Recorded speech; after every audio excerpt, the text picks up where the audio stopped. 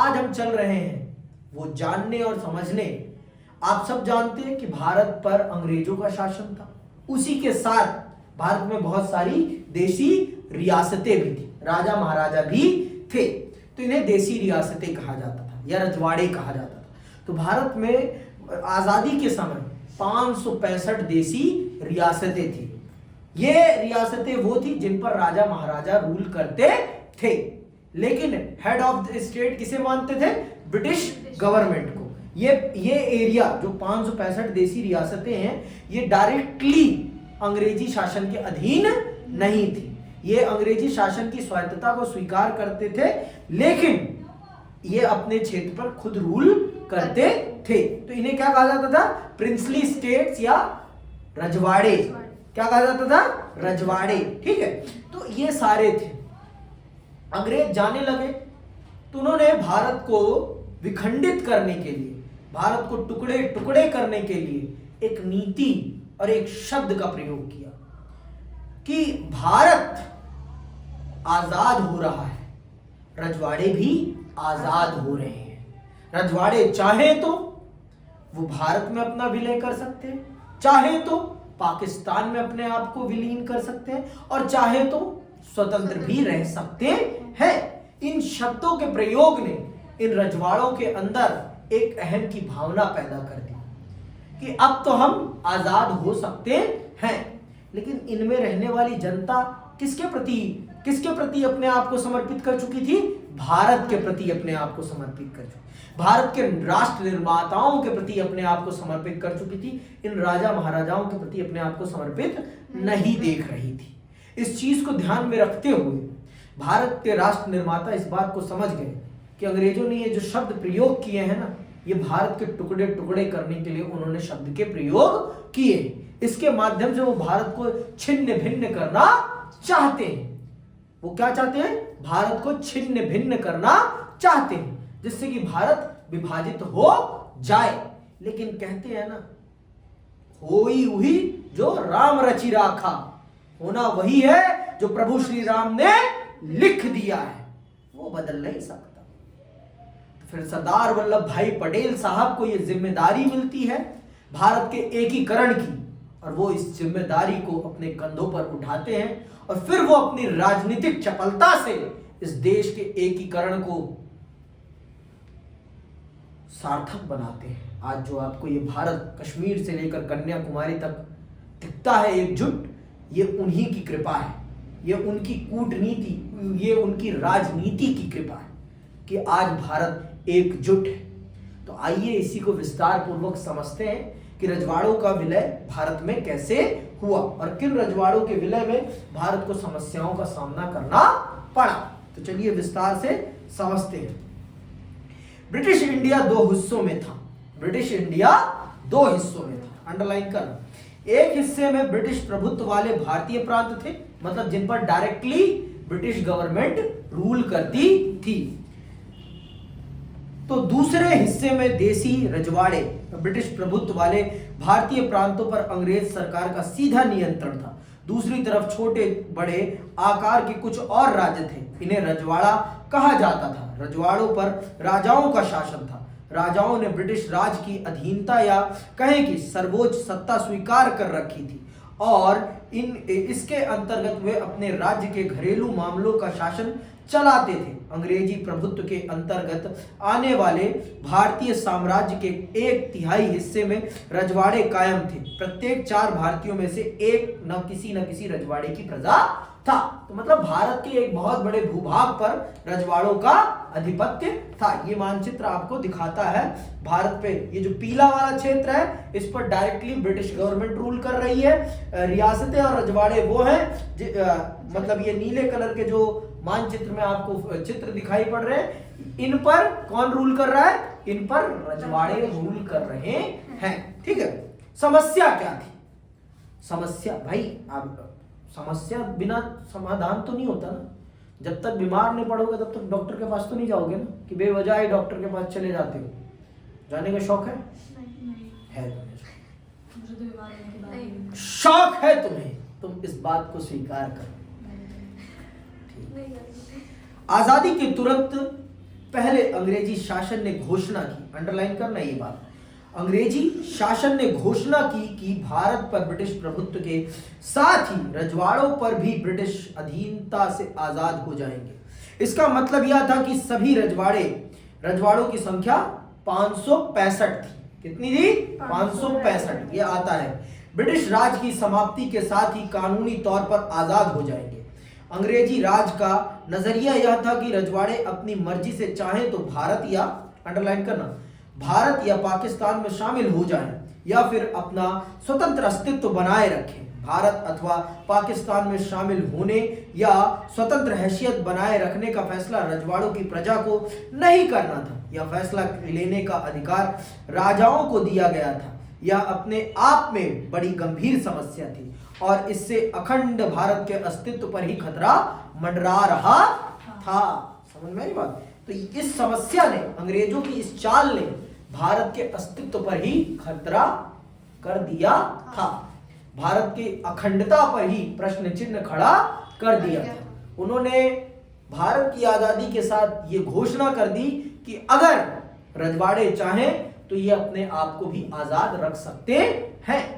ये अपने आप को भी आजाद रख सकते हैं। समझ में आई बात? तो आप उनकी नीति को समझिए कि उन्होंने किस नीति से इन शब्दों का इस्तेमाल किया। और उन्होंने विलय का अधिकार किसको दिया? जनता को ना देकर राजाओं को दिया।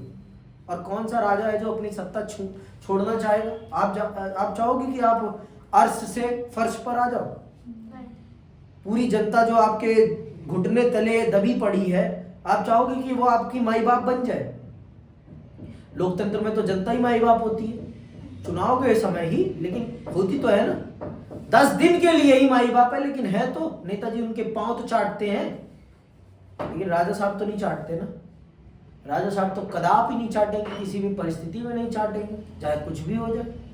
समझ में आई बात? तो राजा है भाई, राजा तो राजा है, राजा प्रजा के नहीं सुनता। समझ में आई बात? राजा प्रजा की नहीं सुनता। समझ में आई बात?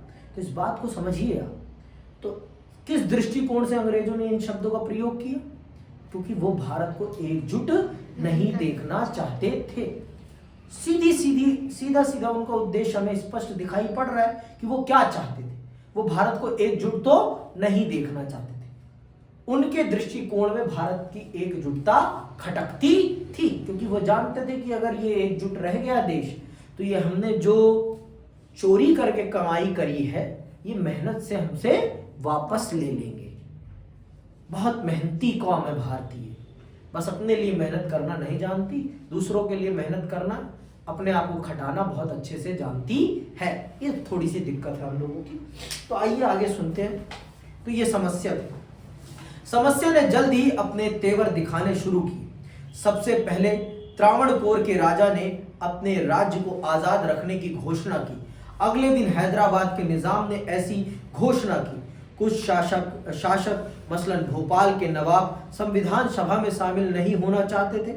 रजवाड़ों के शासकों के रवैये से यह बात साफ हो गई कि आज़ादी के बाद हिंदुस्तान कई छोटे छोटे देशों की शक्ल में बढ़ जाने वाला है। लोकतंत्र का भविष्य अंधकारमय जान पड़ रहा था। भारतीय स्वतंत्रता संग्राम का लक्ष्य एकता और आत्मनिर्णय के साथ साथ लोकतंत्र का रास्ता अख्तियार करना था। इसे देखते हुए यह स्थिति अपने आप में बड़ी विचित्र थी। अधिकतर रजवाड़ों में शासन अलोकतांत्रिक रीति से चलाया जाता था और रजवाड़ों के शासक अपनी प्रजा को लोकतांत्रिक अधिकार देने के लिए तैयार नहीं थे। कोई भी नहीं चाहेगा ना भाई, राजा तो हमेशा अपने आप को ही राजा देखना चाहता है ना। आप ही बताओ, आप अपने आप को राजा से प्रजा बनाना चाहोगे? आप चाहोगे कि आप भी जनता के साथ लाइन में लग के वोट डालो? बोलो भाई। नहीं। राजा तो राजा ही बना रहना चाहता है, अजीबो शाह शहनशाह, है ना, ये बना रहना चाहता है, तो बना ही रहना चाहता है। फिर क्या होता है? सरकार का नजरिया। आइए सुनते हैं सरकार का नजरिया। उस समय की सरकार, जिसे हम अंतरिम सरकार कहते हैं, जिसके प्रधानमंत्री कौन थे? पंडित जवाहरलाल नेहरू। और जिसके उप प्रधानमंत्री कौन थे? सरदार वल्लभ भाई पटेल। गृह मंत्री कौन थे? सरदार वल्लभ भाई पटेल। समझ में आई बात? याद रखना है ये सारी। छोटे बड़े विभिन्न आकार के देशों में बंट जाने की इस संभावना के विरुद्ध अंतरिम सरकार ने कड़ा रुख अपनाया। मुस्लिम लीग ने भारतीय राष्ट्रीय कांग्रेस के इस कदम का विरोध किया। लीग का मानना था कि रजवाड़ों को अपनी मनमर्जी का रास्ता चुनने के लिए छोड़ दिया जाना चाहिए। रजवाड़ों के शासकों को मनाने समझाने में सरदार पटेल ने ऐतिहासिक भूमिका निभाई और अधिकतर रजवाड़ों को उन्होंने भारतीय संघ में शामिल होने के लिए राजी कर लिया। आज यह आसान जान पड़ सकता है, लेकिन अपने आप में यह बड़ा जटिल काम था। इसके लिए बड़ी चतुराई और युक्तिपूर्ण पहलकदमी की जरूरत थी। मिसाल के तौर पर आज के उड़ीसा में भी तब 26 और छत्तीसगढ़ में 15 छोटे रजवाड़े थे। सौराष्ट्र में 14 बड़े और 119 छोटे रजवाड़े और अन्य अनेक प्रशासनिक तंत्र थे। आज जिसे सौराष्ट्र मतलब गुजरात में 14 बड़े रजवाड़े थे और 119 छोटे रजवाड़े थे। तो अब आप खुद कल्पना करो, अगर इन सबको कन्विंस नहीं किया गया होता तो आपको गुजरात ही जाने में कितने सारे वीजा की जरूरत पड़ जाती? कभी सोचा है? कभी सरदार पटेल का इसके लिए हृदय से आभार व्यक्त किया है? कभी सोचा ही नहीं, कभी पढ़ा ही नहीं। स्कूल में क्या पढ़ा था फिर? हाँ? देखे नजारे, भुला देंगे तुमको सनम धीरे धीरे। हाँ? भुला देंगे तुमको सनम धीरे धीरे। यही चल रहा है क्या आजकल स्कूल में? यही चल रहा है? अरे बोल लो हाँ या ना। हाँ यही चल रहा है। क्यों चल रहा है ये? पता नहीं। हाँ? मैडम जी को बोलो कि अपने सनम को बाद में बुलाएं, पहले पढ़ाएं। हाँ बाकी भैया हड़का दो ऊपर। नहीं, मैं नहीं हड़काऊंगा, मुझे सैलरी थोड़ी ना मिल रही, मैं प्रिंसिपल थोड़ी ना हूँ। कोई बात नहीं, कई बार जनता के लिए काम करना पड़ता है। जनता के लिए ही काम कर रहा हूँ मैं तो। अब जनता ही सहयोग नहीं कर रही तो उसका मैं क्या करूँ? भुला देंगे तुमको सनम धीरे धीरे। चलो नहीं, गलत काम नहीं करना, कुछ अच्छे काम करने। देसी रजवाड़ों की इस चर्चा से 3 बातें सामने आती हैं। पहली बात तो यह कि अधिकतर रजवाड़ों के लोग भारतीय संघ में शामिल होना चाहते थे। मतलब जो जनता थी वो तो भारत में ही शामिल होना चाहती थी और लोकतांत्रिक प्रक्रिया के अनुसार देश को चलाना चाहती थी। ठीक है, तो रजवाड़ों को पटेल साहब ने समझाया कि बेटा आज नहीं मानोगे, 10 दिन बाद मानोगे, लेकिन मानना तो तुम्हें पड़ेगा ही पड़ेगा। तो इससे बढ़िया है अपने सम्मान को बचाते हुए चुपचाप भारत में अपना विलय करा लो। आपकी भी साख और इज्जत बची रहेगी और आपको भी हम कुछ मुहैया करा देंगे। ठीक है, आपकी प्रतिष्ठा को हम नुकसान नहीं पहुंचाएंगे। आपके पास जो संपत्ति है वो आपकी ही पास बनी रहेगी। लेकिन जब जनता आपके खिलाफ विद्रोह करेगी तो आपको देश भी छोड़ना पड़ सकता है। तो इससे बढ़िया है प्यार से रहो, इज्जत के साथ। क्या मतलब है? क्या मतलब है अपनी थू थू कराने का? क्या मतलब है? क्या मतलब? सही बात है, आगे सुनो। दूसरी बात यह कि भारत सरकार का रुख लचीला था और वह कुछ इलाकों को स्वायत्तता देने के लिए तैयार थी, जैसे कि जम्मू कश्मीर में हुआ। भारत सरकार ने भिन्नताओं को सम्मान देने और विभिन्न क्षेत्रों की मांगों को संतुष्ट करने के लिए यह रुख अपनाया था। तीसरी बात, विभाजन की पृष्ठभूमि में विभिन्न इलाकों के सीमांकन के सवाल पर खींचतान जोर पकड़ रही थी और ऐसे में देश की क्षेत्रीय अखंडता एकता का सवाल सबसे ज्यादा अहम हो उठा था।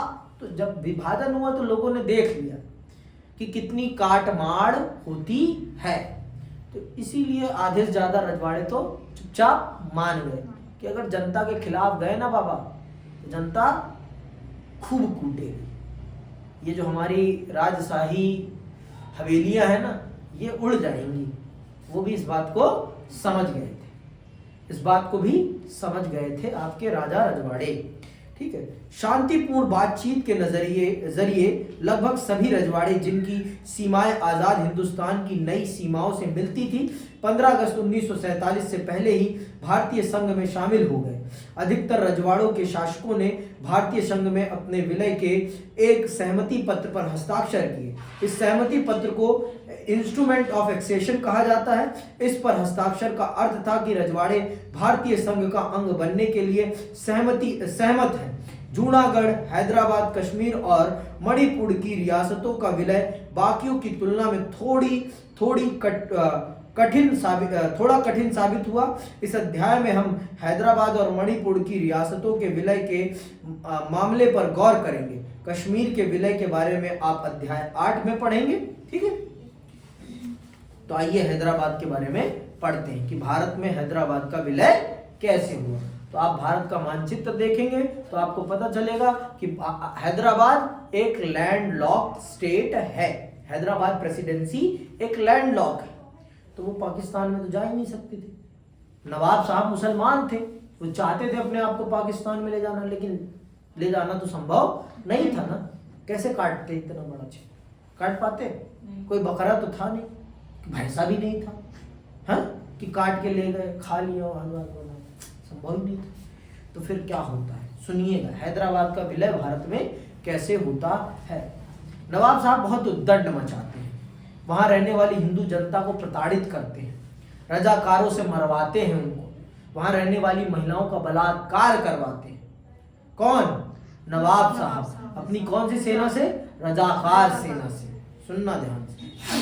हैदराबाद की रियासत बहुत बड़ी थी। यह रियासत चारों तरफ से हिंदुस्तानी इलाके से घिरी थी। पुराने हैदराबाद के कुछ हिस्से आज के महाराष्ट्र तथा कर्नाटक में और बाकी हिस्से आंध्र प्रदेश में हैं। हैदराबाद के शासक को निजाम कहा जाता था और वह दुनिया के सबसे दौलतमंद लोगों में शुमार किया जाता था। निजाम चाहता था कि हैदराबाद की रियासत को आज़ाद रियासत का दर्जा दिया जाए। निजाम ने सन 1947 के नवंबर में भारत के साथ यथास्थिति बहाल रखने का एक समझौता किया। यह समझौता 1 साल के लिए था। इस बीच भारत ने से हैदराबाद के निजाम से बातचीत जारी रही। 1947 को जब हम आजाद हुए तो निजाम ने भारत के साथ यथास्थिति पत्र हस्ताक्षरित किया कि मैं जैसा हूं मुझे ऐसे ही रहने दिया जाएगा। कितने दिन तक? 1 साल तक। 1 साल बाद मैं ये डिसाइड करूंगा कि मैं स्वतंत्र रहूंगा या फिर अपने आप को भारत में मर्ज कर लूंगा। समझ में आई बात? तो अब राजनीति स्टार्ट होती है, और राजनीति कर कौन रहा था? स्वर्गीय सरदार वल्लभ भाई पटेल साहब। ठीक है, देखिए कैसे वो इसका विलय कराते हैं, सुनिएगा। इसी दौरान हैदराबाद की रियासत के लोगों के बीच निजाम के शासन के खिलाफ एक आंदोलन ने जोर पकड़ा। तेलंगाना इलाके के किसान निजाम के दमनकारी शासन से खास तौर पर दुखी थे। वे निजाम के खिलाफ उठ खड़े हुए। महिलाएं निजाम के शासन में सबसे ज्यादा जुल्म का शिकार हुई थी। महिलाएं भी बड़ी संख्या में इस आंदोलन में आ जुड़ी। हैदराबाद शहर इस आंदोलन का गढ़ बन गया। कम्युनिस्ट और हैदराबाद कांग्रेस इस आंदोलन की अग्रिम पंक्ति में थे। आंदोलन को देख निजाम ने लोगों के खिलाफ एक अर्धसैनिक बल रवाना किया जिसे रजाकार कहा जाता था। रजाकार अव्वल दर्जे के सांप्रदायिक और अत्याचारी थे। रजाकारों ने गैर मुसलमानों को खास तौर पर अपना निशाना बनाया। रजाकारों ने लूटपाट मचाई और हत्या तथा बलात्कार पर उतारू हो गए। सन 1948 के सितंबर में भारतीय सेना निजाम के सैनिकों पर काबू पाने के लिए हैदराबाद आ पहुंची। कुछ रोज तक रुक कर लड़ाई चली और इसके बाद निजाम ने आत्मसमर्पण कर दिया। निजाम के आत्मसमर्पण के साथ ही हैदराबाद का भारत में विलय हो गया। तो इस प्रकार से आपका हैदराबाद भारत का अभिन्न अंग बन जाता है। जो प्यार से न माने वो उन्हें लातों से मनाया जाता है। प्यार हुआ, इकरार हुआ, नहीं मानोगे तो फिर लात हुआ, फिर प्यार हुआ। कैसे भी तो प्यार है भाई, करना तो पड़ेगा, छोड़ के नहीं जा सकते, है ना? छोड़ के नहीं जा सकते। या लात से प्यार करो या प्यार से प्यार करो, करना तो पड़ेगा, है ना?